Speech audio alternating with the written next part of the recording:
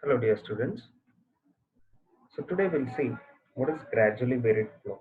It is one of the important questions for your examination point of view and also the derivation.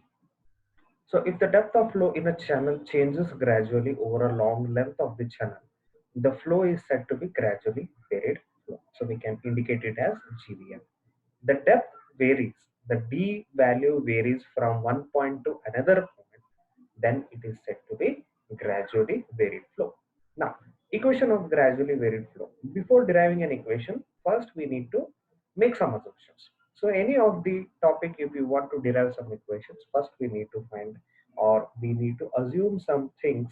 So that will be the assumptions. The bed slope of the channel is small. So we need to say or we need to assume it as the slope is very, very small, the bed slope.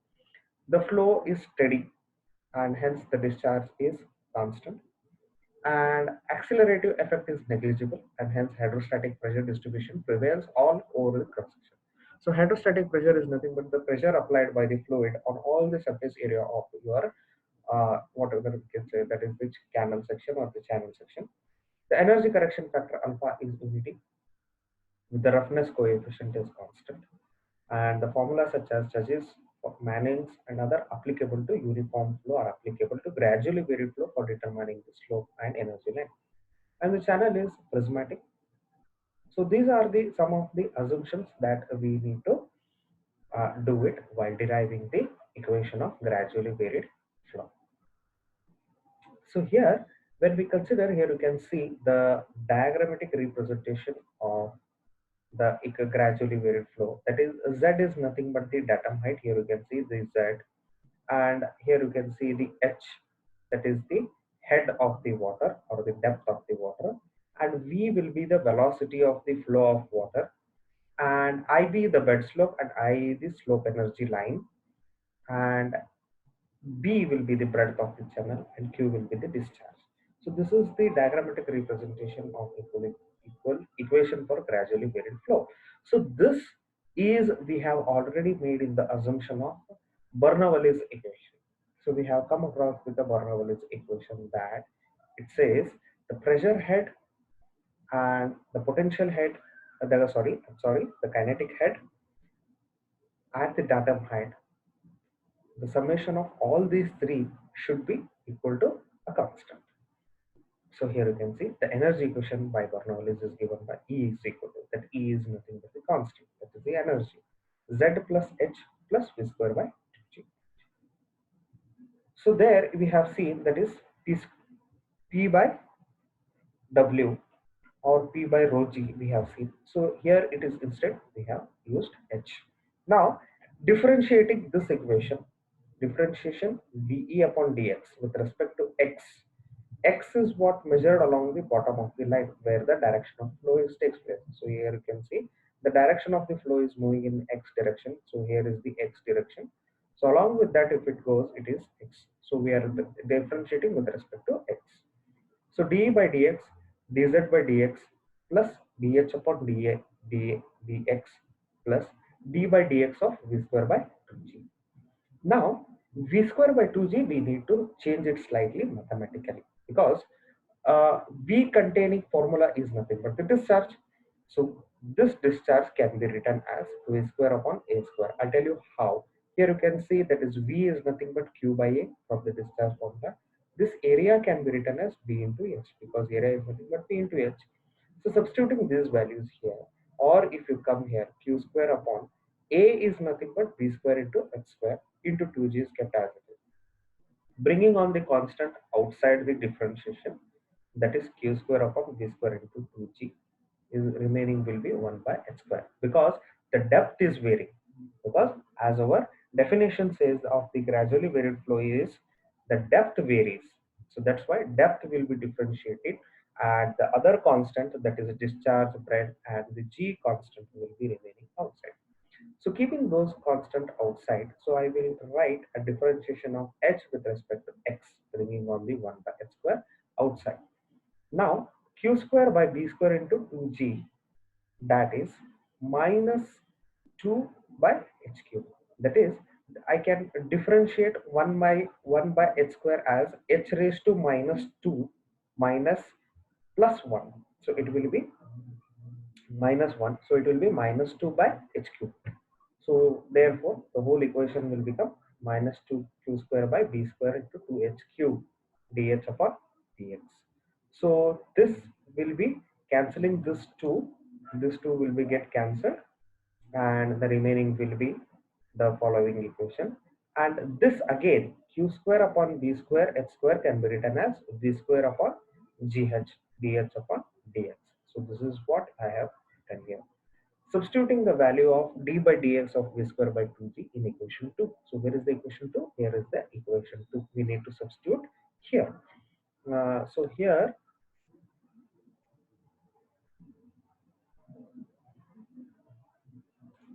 yes.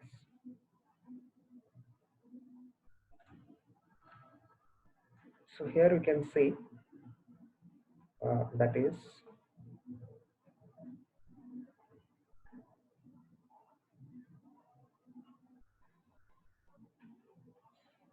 so here you can see substituting this value, that is keeping energy equation dz by dx dh by dx minus this value is substituted here. So by substituting this value here, now remaining common is kept outside. Common dh upon dx is the common, and it is kept outside. So 1 minus v square by gh. So dE by dx is nothing but the energy line, that is IE, that is slope line energy. I can write it as IE. dz by dx is nothing but the datum height, that is IB. So negative sign with IE and IB is taken as with increase x value and and z value decreases. So that we need to make sure. Substituting the value of dE and dx and dz by dx in the equation 3. So substituting IE and IB in terms of dE and dz. So it will be minus IE is equal to minus IB plus dH upon dx into 1 minus v square upon dg. So grouping the equations, bringing on the IB on the other side. So therefore dz by dx is equal to, will be keeping as it is, bringing on this whole term the other side, so it gets cross multiplied, so it will be 1 minus v square upon gh. So v square upon gh is nothing but a Frod's number. So ib minus ie by 1 minus fe is nothing but the, here you can see, that is Frod's number fe is equal, given by square root of v by square root of gh if it is only fe. But here we are having square root. So squaring on both the sides, squaring the whole term, it will nothing but v upon gh. So this is how the dh value, that is dh upon depth, will get changed. So this is also called as slope of free water. So thus here we need to remember that three conditions. If dH upon dx is equal to 0, that is head is constant or the depth of water above bottom or the channel is constant. If dH upon dx is greater than 0 or dH upon dx is positive, it means that the depth of water increases in the direction of flow. Same as if the dH by dx is less than 0, or if it is a negative, it means the depth is getting decreased. So this we have to be noted, if it is equal to 0, greater than 0, or less than 0. Now, we shall see one simple problem, so how it is solved. So find the rate of change of depth of water at the channel 10 meter wide and 1.5 meter deep, that is B and H is given, with a flowing with a velocity of water 1 meter per second. So the flow of water through the channel and the bed slope is 1 in 4,000. It's regulated in such a way that the energy is having a slope of 0.0004. So this can be written as 1 divided by 4,000, that is IB, and this is directly given, that is 0.004. This is we need to calculate. So let the rate of change of depth is given dH upon dx. So substituting in the formula IB, I, and V square upon V square upon GH value. So we'll be getting the positive answer. So now we can see here we are getting dH upon dx as positive, that is we are getting more than 0. That means the depth is increasing. Now the second problem. Find the slope of free water surface in a rectangular channel of width 20 meter having a depth of flow 5 meter.